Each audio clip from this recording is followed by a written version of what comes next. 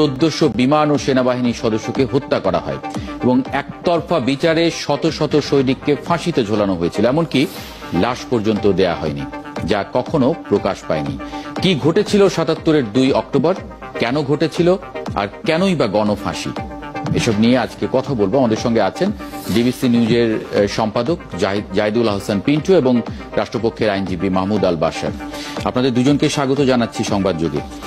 মাহমুদ আল বাশার, শুরুতে একটু জানি যে আজকে যে রিট পিটিশনটি ছিল 88 পরিবারের পক্ষ থেকে, সেটার পক্ষে আপনারা রাষ্ট্রপক্ষ সেটার পক্ষ নিয়ে আপনারা সেখানে সাবমিশনে গিয়েছিলেন।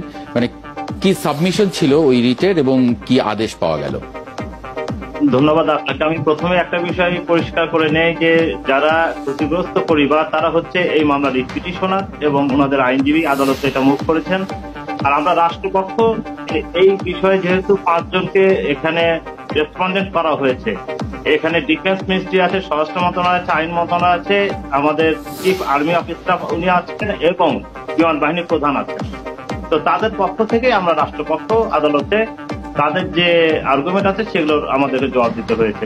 যেহেতু জিয়াউর রহমানের শাসন আমলে যে ট্রাইব্যুনাল অ্যাক্ট করা হলো, সামরিক আদালতে যে আইনটা করা হয়েছিল, সেটা সম্পূর্ণ সংবিধানের সাথে সাংঘর্ষিক, মৌলিক অধিকার পরিপন্থী এবং মানবাধিকার বিবর্জিত একটি আইন। কারণ হচ্ছে এই আইনে বলে দেওয়া হলো যে এই আদালত যে আদেশ দেবে এটার বিরুদ্ধে আপিল করা যাবে না এবং যার বিরুদ্ধে প্রক্রিয়া আইনগত প্রক্রিয়া চলবে কোনো আইনজীবী রাখতে পারবে না, যেটি আমাদের কনস্টিটিউশনের আর্টিকেল 31 এবং 35 এর সম্পূর্ণ এবং পরিপন্থী। ফলে রাষ্ট্রপক্ষ আইনগত বিবেচনায় মনে করে জিয়াউর রহমানের সময় যে আইন করা হয়েছিল এবং ওই আইনের মাধ্যমে যে ট্রাইব্যুনাল গঠন করা হয়েছিল সেই আইনও অবৈধ, ওই ট্রাইব্যুনালের যে আদেশ নির্দেশ সেটাও অবৈধ। যদিও ইতিমধ্যেই 5ম সংশোধনীতে 2009-10 সালের দিকে কিন্তু এই আইন এবং ট্রাইব্যুনালগুলোকে অবৈধ ঘোষণা করা হয়েছে এবং কর্নেল তাহেরা মামলায় কিন্তু এগুলো পুরোপুরি বিস্তারিত এসেছে বিভিন্ন আলোচনা।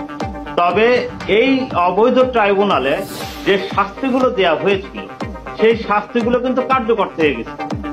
ফলে আজকে রিট পিটিশনে যে রুল ইস্যু হলো তাতে জিয়াউর রহমানের সময় বা এ ধরনের সামরিক আদালতে যাদেরকে ফাঁসি দেওয়া হলো, চাকরিচ্যুত করা হলো বা ক্ষতিগ্রস্ত করা হলো, তাদের বিচারের দ্বার আজকে উন্মোচিত হলো। শুধুমাত্র চাকরিচ্যুতির বিষয় নয়, যেহেতু এই আইনটি অবৈধ এবং ট্রাইব্যুনালের এই সাজাকে আজকে রুল ইস্যু করা হয়েছে, পরবর্তীতে যারা হত্যাকাণ্ডের শিকার হয়েছেন বা ক্ষতিগ্রস্ত পক্ষ রয়েছেন তারা কিন্তু আজকে উচ্চ আদালতে আসতে পারবেন। এবং এই ইস্যুর সময় মহামান্য আদালত একটি কথা বলেছেন, আজকে এখানে 88 জন এসেছে, কিন্তু আপনি আপনার এই যে প্রতিবেদন সেখানে উল্লেখ করলেন যে 11 জন সামরিক কর্মকর্তা সহ 1450 জন সামরিক বাহিনীর সদস্যকে হত্যা করা হয়েছে, 4500 উপরে মিসিং এবং চাকরিচ্যুত করা হয়েছে। এই যে এত বড় সংখ্যক ক্ষতিগ্রস্ত পরিবার এবং তাদের যে আর্মির যে সাবেক সদস্যরা রয়েছেন তাদের কিন্তু আজকে আদালতে যদিও তারা পিটিশনার হতে পারে না, পরবর্তীতে যে কোনো সময় ওনারা আসলে এই চলমান রিট পিটিশনে ওনারা পক্ষভুক্ত হতে পারবেন অথবা ওনারা নতুন করে রিট পিটিশন দায়েরও করতে পারবেন। ফলে আজকের এই রুল ইস্যুটাকে আমরা অত্যন্ত গুরুত্বের সাথে নিয়েছি এবং মহামান্য আদালত যে ধরনের আদেশ নির্দেশ দিবেন এই ক্ষতিগ্রস্ত পক্ষকে বা ইতিহাসের দায় মুক্তি থেকে জাতিকে কলঙ্কমুক্ত করার জন্য অবশ্যই রাষ্ট্রপক্ষ দায়িত্বশীলতার সাথে দ্রুততম সময়ের মধ্যে প্রত্যেকটি বিষয়ে আর কি সুনির্দিষ্ট এবং কার্যকর পদক্ষেপ গ্রহণ করবে।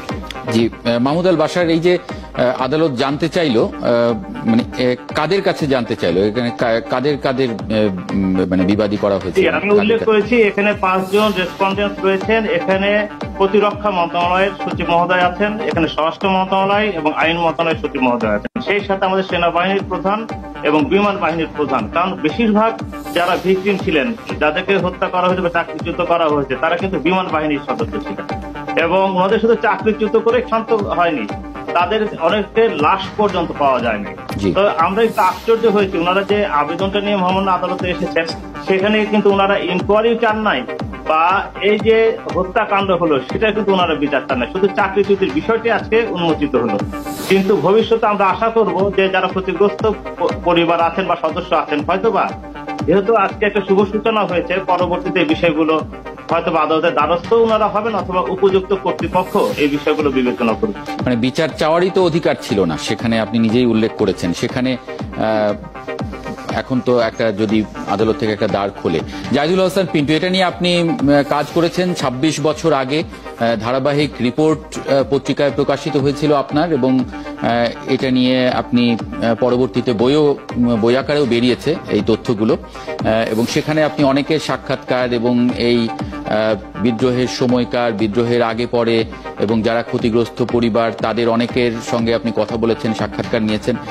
শুরুতে আপনার একটু মানে কমেন্ট জানি যে এই যে আদালত আজকে যে মুভটা দিলেন বা রায়টা দিলেন বা রুলটা ইস্যু করলেন, সেটা নিয়ে একটু মন্তব্য আপনার শুরুতে জানি। ধন্যবাদ আপনাকে। আদালত আজকে যে রুল ইস্যু করেছে এটার জন্য আমি আদালতকে অভিনন্দন জানাই। তার কারণ দীর্ঘদিন ধরে এই রুল এবং রুলের পরে যে জাজমেন্ট আসবে সেটা তো জজ সাহেবরা দিবেন, কিন্তু এটার জন্য শত শত পরিবার অপেক্ষা করছে। যেটা আপনি তো আমার বইয়ের কথা বলেছিলেন, যে বইয়ে আমি আমার শেষ লাইনটা সেটাই ছিল যে আপনার এই ফৌজদারি মামলা বা ফৌজদারি অপরাধ কখনো যে বা ন্যায় বিচার কখনো তামাদি হয় না। এই যে দেখেন, এই আমি একটা লাইন পড়ে শোনাই। এই যে আজকে যে রেসপন্ডেন্টের কথা বললেন 88 জন, এমন তো শত শত আছে। হ্যাঁ, তারা প্রতিকার চান, তাদের সঙ্গে যে অন্যায় করা হয়েছে 4 দশক আগে সে অন্যায়ের বিচার চান। তারা জানেন ন্যায় বিচার কখনো তামাদি হয়। এই বইটা যদি আপনার আজকে যে আলোচনাটা হচ্ছে পুরো বিষয়টা আপনি এই বইটা এবং যারা বাদী হয়েছেন তারা এই বইটাকেই উপজীব্য করে মামলাটা করেছে। আমি এখন যে কথাটা বলতে চাচ্ছি যে 1977 সালের ঘটনা, তো আপনাদের রিপোর্টে একটু কারেকশন আছে, আমি কারেকশনটা দিয়ে নেই, কারণ ইতিহাস ভুল তথ্য গেলে সেটা পরবর্তীতে বিভ্রান্ত তৈরি। যে 11 জন অফিসার সহ যে শত শত বলা হচ্ছে, 11 জন অফিসারকে আসলে ফাঁসি দেওয়া, বিদ্রোহীরা 11 জন অফিসারকে হত্যা করছে। বিমান বাহিনীর সিনিয়র 11 জন অফিসারকে বিদ্রোহীরা হত্যা করে। সেই হত্যাকাণ্ডের জের ধরে তৎকালীন সামরিক শাসক জেনারেল জিয়া যে অভ্যুত্থান দমনের নামে অথবা অভ্যুত্থান দমন পরবর্তী যে এই আপনার বিচার প্রক্রিয়া ট্রাইব্যুনালের মাধ্যমে যে বিচারটা করেছিল, সেই বিচারটার পরতে পরতে ছিল অবিচার। সেটা নিয়েই আমি আপনার যেটা বলছেন যে 26 বছর ধরে এখনো কাজ করে যাচ্ছি, সেটা প্রথম যে রিপোর্ট বেরোয় বাংলাদেশের মানুষ প্রথম জানতে পারে আসলে সেটা 1997 সালে আমার সেই রিপোর্টের সূত্র ধরেই। কারণ কি, 1977 সালে যখন ঘটনাটা 1 অক্টোবর রাত থেকে 2 অক্টোবর সকাল 8টার মধ্যেই অভ্যুত্থানটা দমন করতে গেলাম। দমনকারী ছিলেন, দায়িত্বে ছিলেন জেনারেল মীর শওকত আলী। ওনার সঙ্গে আমার দীর্ঘ ইন্টারভিউ হয়েছে, দিনের পর দিন বেশ লম্বা ইন্টারভিউ। উনি ডিটেল বলেছেন কিভাবে কি হয়েছে। এরকম আরো কয়েকশো মানুষের ইন্টারভিউ করার পরে আমি আসলে এই বইটি তৈরি করেছি। আমি যেটা বলতে চাচ্ছি এখানে যে ওই অভ্যুত্থান দমনের পর সামরিক আইন বা সামরিক আইন না বলেন, যখন তখন ক্যান্টনমেন্টে যদি কোন রকমের বিদ্রোহ হয়, সে বিদ্রোহ দমন করতেই হবে, সেটা কঠোর হস্তে দমন। বিদ্রোহ দমনের জন্য আপনার বিচারের জন্য সেনা আইন আছে, সে আইনেও করতে পারে বিচার, সবই ঠিক আছে। কারণ বিদ্রোহকে তো আপনি বাড়াতে দিতে চান, বিদ্রোহ আপনাকে দমনই করতে। কিন্তু বিদ্রোহ পরবর্তী বিদ্রোহ দমনের নামে যে বিচার প্রক্রিয়াটা আপনারা করেছেন বা সরকার করেছে, সেই বিচারটা ন্যায় বিচার ছিল কিনা সেটার প্রশ্ন। এখন যদি দেখেন ওই 1 অক্টোবর রাতের ঘটনা, 11 জন অফিসারকে যে তারা হত্যা করলো, এরপরে যে ট্রাইব্যুনাল গঠন হলো, এই ট্রাইব্যুনালটা আপনি দেখেন 1 তারিখের ঘটনা, মানে 2 তারিখ হয়ে গেছে সেদিন, 2 তারিখের ঘটনা, 7 তারিখে ট্রাইব্যুনাল গঠন করা হলো। 8 তারিখের ট্রাইব্যুনাল আপনার শতাধিক মানুষের জাজমেন্ট দিয়ে, 8 তারিখ একদিনে আপনি 100-র উপরে মানুষের বিচার করে ফেললেন। এর মধ্যে 46 জনকে ফাঁসির আদেশ দিয়ে দিলেন 8 তারিখে। 9 তারিখ ফাঁসি কার্যকর শুরু হয়ে গেল। তার মানে কি দাঁড়াচ্ছে, 7 তারিখ ট্রাইব্যুনাল গঠন করলেন, 8 তারিখ বিচার সম্পন্ন হলো, 9 তারিখ ফাঁসি হয়ে গেল। মানে মুহূর্তের মধ্যে আপনি মৃত্যুদণ্ড কার্যকর করে ফেলেন, যেটা দিয়ে বোঝা যাচ্ছে যে মৃত্যুদণ্ড দেওয়াটাই ছিল ট্রাইব্যুনালের উদ্দেশ্য। আচ্ছা, তারপরে মৃত্যুদণ্ড দেওয়ার 24 ঘন্টা যেতে না যেতেই ফাঁসি কার্যকর করে। ফাঁসি কার্যকর করার পর তাদের যে মৃতদেহ, সেই মৃতদেহটা তো আপনার পরিবারকে দিবেন, সেটা না দিয়ে কি করলেন, ঢাকায় যে দাফনগুলো করলেন, লালবাগ থানার ওসিকে বলে রাখলেন যে এই কবর খুঁড়ে রাখো, আর সূত্রাপুর থানার ওসিকে বলে রাখলেন কাফনের কাপড় জোগাড় করো। আমি ওই সময় 77 সালে যিনি গোর খোদক ছিলেন দিন ইসলাম, তারও আমি লম্বা ইন্টারভিউ করেছি। ওনার অভিজ্ঞতা থেকে যেগুলো আমি শুনলাম বা জানলাম, উনি যেটা বললেন, তাতে ট্রাকে এনে লাশ নিয়ে আসতো, নিয়ে এসে এখানে বলতো দাফন করে দাও, হিন্দু বৌদ্ধ মুসলিম খ্রিস্টান দেখার দরকার নাই, দাফন করা হলো। সারা রাত কারফিউ থাকে, সেই সময়টা আপনি এই পত্রিকা দেখলেও পাবেন। সেই সময় রাত 10টা থেকে ভোর 5টা পর্যন্ত কারফিউ। ওই কারফিউর মধ্যে আপনি এই ঘটনাটা ঘটিয়ে দিন, এখানেই শেষ। যখন ঢাকা কেন্দ্রীয় কারাগারে তখন যে সুপারিনটেন্ডেন্ট ছিলেন, পরবর্তীতে আইজি হয়েছিলেন লিয়াকত আলী খান, উনি আমাকে ইন্টারভিউ দিয়ে বলেছেন, কারণ ওনার হাত দিয়ে এই কর্মগুলো সম্পাদন হতো, কারণ ওনাকে দায়িত্ব দেওয়া হয়েছিল এই কারণে, যিনি জেলার ছিলেন, যিনি দায়িত্বে ছিলেন, তিনি অসুস্থ হয়ে গেছেন, একের পর এক ফাঁসির দৃশ্য দেখতে দেখতে। তাই আরেকজন অফিসারকে দায়িত্বটা দেওয়া হলো, যে অফিসার দায়িত্বপ্রাপ্ত না ফাঁসির দণ্ড কার্যকর করার, ওই রাতে জেল কোড সংশোধন করে তাকে দায়িত্ব দেওয়া। উনি তখন যেটা আমাকে জানালেন যে ওনার কিছু করার থাকতো না, ওনার কাছে লিস্ট আসতো, লিস্ট অনুযায়ী দণ্ড কার্যকর করত। প্রতি রাতে ডাবল রোপে আপনার ফাঁসিটা হয়, মানে একসঙ্গে দুজন।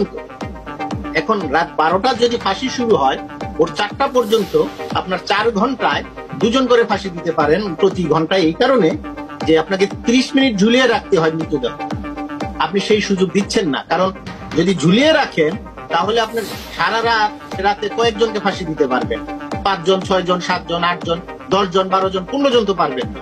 যে কারণে আপনার রক কেটে দেওয়া হতো যেন মৃত্যুটা নিশ্চিত হয়। মানে আপনার এই মঞ্চে উঠানো হতো আর নামানো। এটা দিয়েও যখন আপনি এত মানুষের ফাঁসি আপনি দিতে চাচ্ছেন, পারছেন না, তখন আপনি এদেরকে কুমিল্লা কেন্দ্রীয় কারাগারে পাঠিয়ে যে ওখানেও ফাঁসি কার্যকর। ওখানে যে জল্লাদ ছিলেন এরশাদুর রহমান, এখন রাঙ্গুনিয়ায় থাকেন, তার আমি সাক্ষাৎকার নিয়েছি। উনি এবং কুমিল্লা কারাগার থেকে যে আমি নথিপত্র জোগাড় করেছি, সেই নথিতে দেখা যায় এক রাতে উনি 19 জনকেও ফাঁসি দিয়েছেন।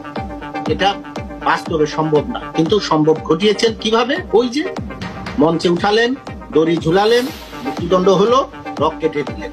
কারণ আপনি তো ঝুলিয়ে রাখছেন না তাকে, পোস্টমর্টেম করছেন না, কোনো কিছুই করছেন না, আপনি জাস্ট ফাঁসিটা কার্যকর করে দিচ্ছেন।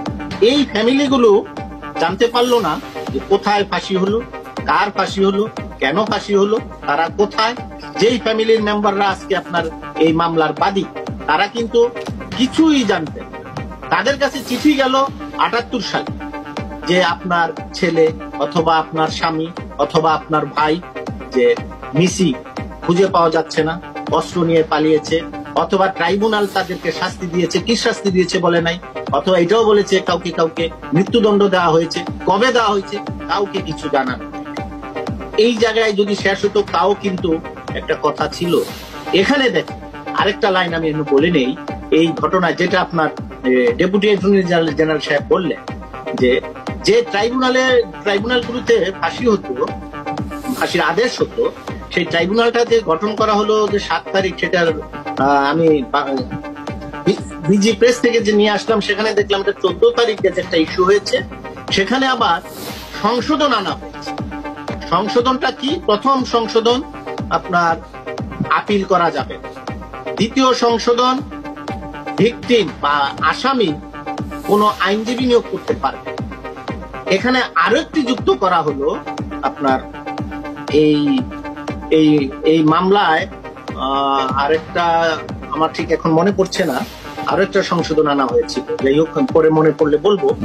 এই যে আসামিকে তার বা কথিত অপরাধী বা অভিযুক্ত 77 সালের 2 অক্টোবর তৎকালীন সামরিক শাসক জিয়াউর রহমানের সময় হওয়া বিমান বাহিনীর অভ্যুত্থান